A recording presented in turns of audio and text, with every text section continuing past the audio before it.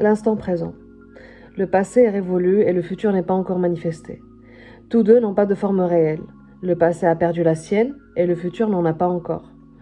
Vivre dans ce juste milieu signifie vivre d'instant en instant, avec la flèche pointée sur le seul moment qui a une forme réelle, le présent. La conscience qui est concentrée sur l'ici et maintenant absorbe l'être tout entier, dans la réalité de l'instant. C'est la voie unique qui mène au portail d'or.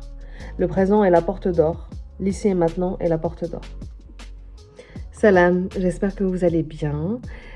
Donc c'est la troisième partie de la série de vidéos qui parle de la gestion des troubles anxio-dépressifs. Dans la dernière vidéo, on avait parlé des émotions, les pensées et comportements qui sont associés à toutes les situations qu'on peut vivre du moment où on se réveille jusqu'au moment où on va dormir.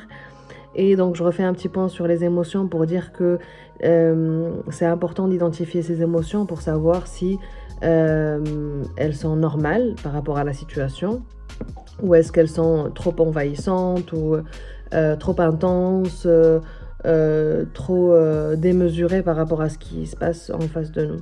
Donc par exemple, si je sors de la maison et que je sais pas, je vois un gros ours polaire, sa mère, qui est devant la porte de chez moi, bah, à ce moment-là, c'est normal d'avoir peur. Mais si je sors et que je vais aller, je sais pas, à la boulangerie et que j'ai peur, ça, c'est pas normal. Donc la peur, il faut vraiment la replacer au moment où elle est vraiment adaptée et essayer de la réguler. De vraiment placer le curseur au bon endroit lorsque la peur elle n'est pas du tout adaptée.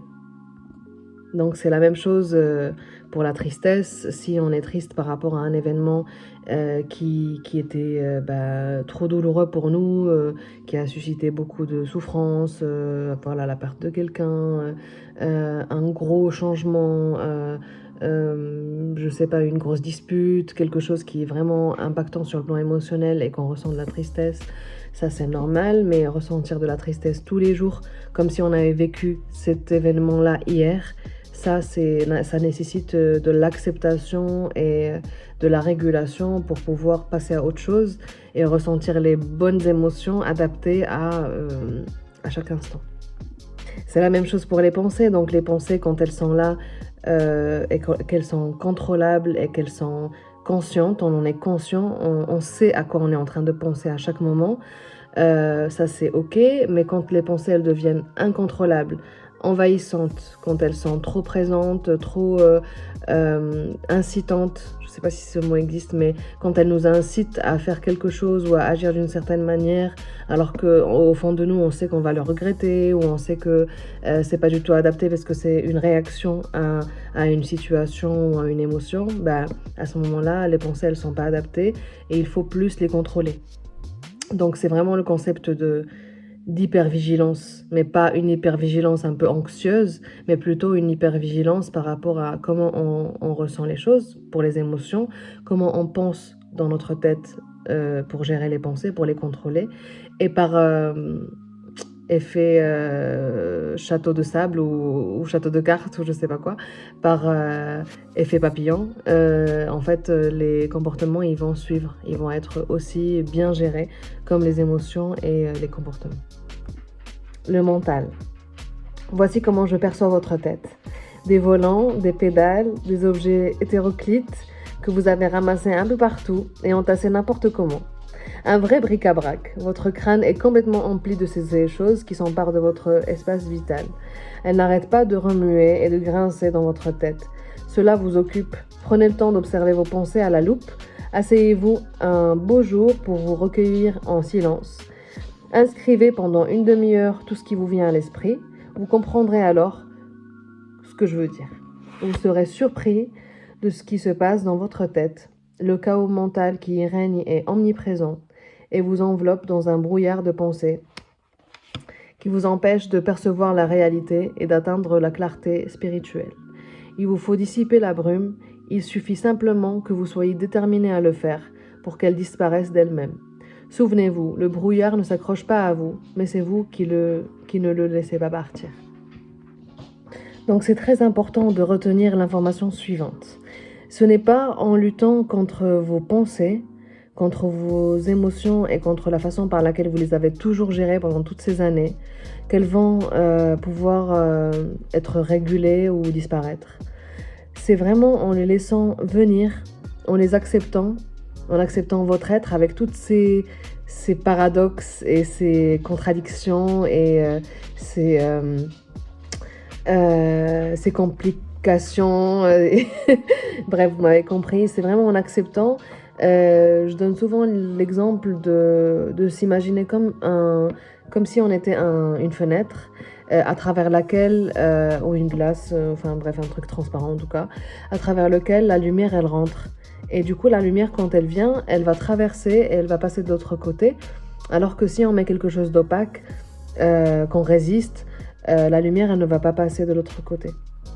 Donc, c'est comme la citation, tout ce qu'on résiste persiste. Donc, si on lutte contre quelque chose, il va continuellement revenir. Mais si on le laisse venir et qu'il nous apprend la leçon qu'il a à nous apprendre, on apprendra la leçon et là, il pourra repartir en paix. Donc l'acceptation, c'est quelque chose qui fait partie, c'est une grande partie en tout cas de la conscience de ses émotions et de ses pensées. Et cette conscience, elle doit être omniprésente, elle doit être du moment où on se lève jusqu'au moment où on va dormir. Il faut être observateur de tout ce qui se passe à l'intérieur de soi pour pouvoir s'en détacher, pour pouvoir le réguler, pour pouvoir être maître de soi et pas laisser des choses inconscientes venir vous diriger et prendre le contrôle sur vous. Il faut comprendre qu'en psychologie, le terme symptôme, c'est pas forcément spécifique que aux troubles mentaux, aux troubles psychiques, etc. Ça peut être simplement le signe que quelque chose ne va pas bien en vous. Et on a tous des symptômes. C'est vraiment le signe ou la manifestation d'un conflit interne, d'une souffrance psychique. Ça peut être aussi un symptôme relatif à un trouble mental, mais voilà, c'est pas que relatif au trouble mental. C'est pour dire que vos symptômes, nos symptômes, tout le monde a des symptômes. Ça peut être, je sais pas, quelqu'un qui a vécu quelque chose qui a suscité de la colère et donc à chaque fois qu'il voit quelque chose en lien avec ça, il est vraiment en colère. Donc la colère, elle devient son symptôme. Il a un symptôme qui le dérange, qui est pas des fois pas adapté. Donc voilà. Il faut comprendre que par rapport à ce conflit interne où la personne, elle avait certaines valeurs, une façon de voir le monde, une façon de faire les choses, et qu'elle voit que dans son environnement, ça se passe pas comme ça, et donc ça suscite de la colère. La colère, elle est complètement cohérente avec le vécu, la réalité de la personne. Donc en fait, si j'ai vu quelque chose qui a suscité de la colère et que j'ai ressenti de la colère, c'est tout à fait normal. Mon symptôme est tout à fait cohérent avec la situation. Donc c'est vraiment important de comprendre ça, parce que le fait d'être de manifester un symptôme comme ça peut vous créer un peu de la confusion, dans le sens où vous vous dites mais les gens ne réagissent pas comme ça à certaines situations, mais moi je réagis comme ça.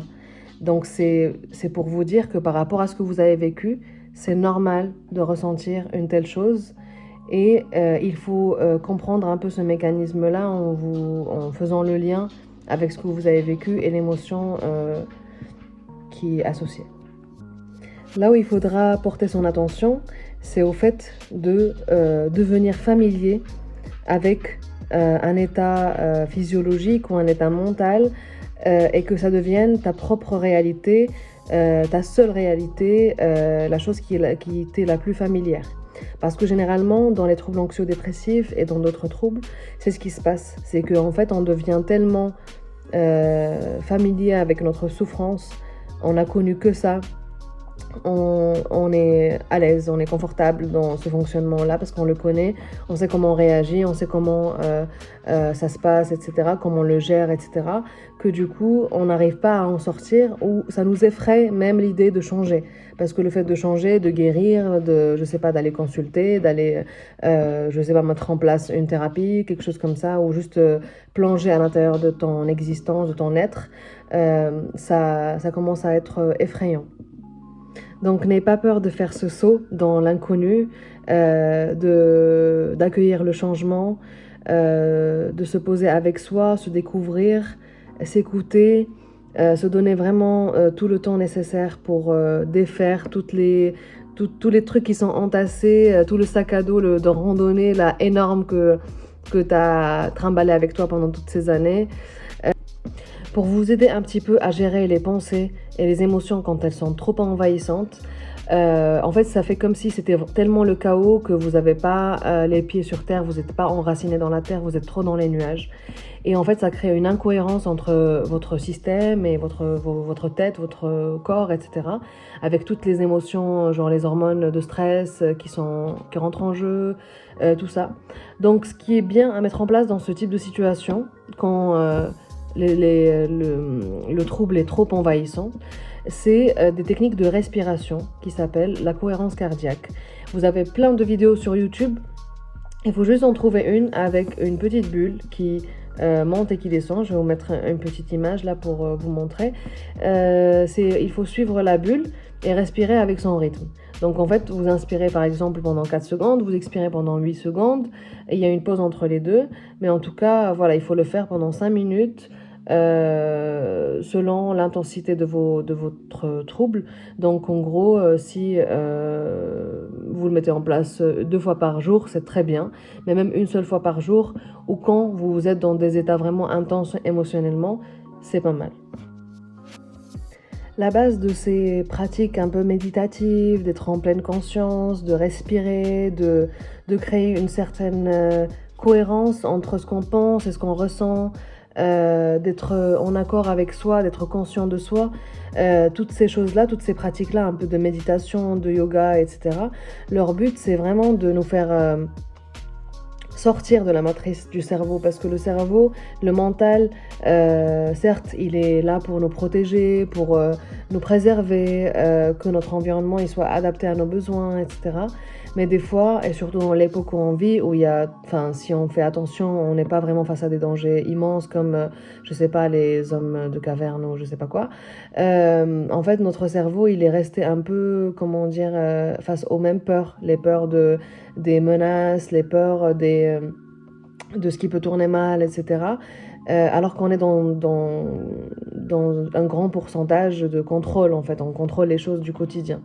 Donc en fait, ce cerveau-là, le mental, il est là pour nous guider, pour faire survivre notre chair, notre corps. Mais notre esprit, il a besoin de sérénité, il a besoin de calme, il a besoin de se sentir en sécurité pour pouvoir explorer, pour pouvoir réaliser ses rêves et aller plus loin et explorer, être curieux, etc. C'est ce qui passionne notre âme. Et donc, en fait, toutes ces pratiques un peu méditatives, de pleine conscience, tout ça, c'est pour pouvoir sortir de cette matrice du mental et pour pouvoir prendre, comme je vous disais, la position d'observateur et ne pas être trop à l'intérieur de la tempête, mais l'observer de loin. Pour pouvoir être soi-même et réaliser toutes les choses qu'on est censé venir réaliser sur cette terre. Et voilà, merci beaucoup d'avoir écouté ce que j'ai à vous dire. Prenez soin de vous, à bientôt et Free Palestine.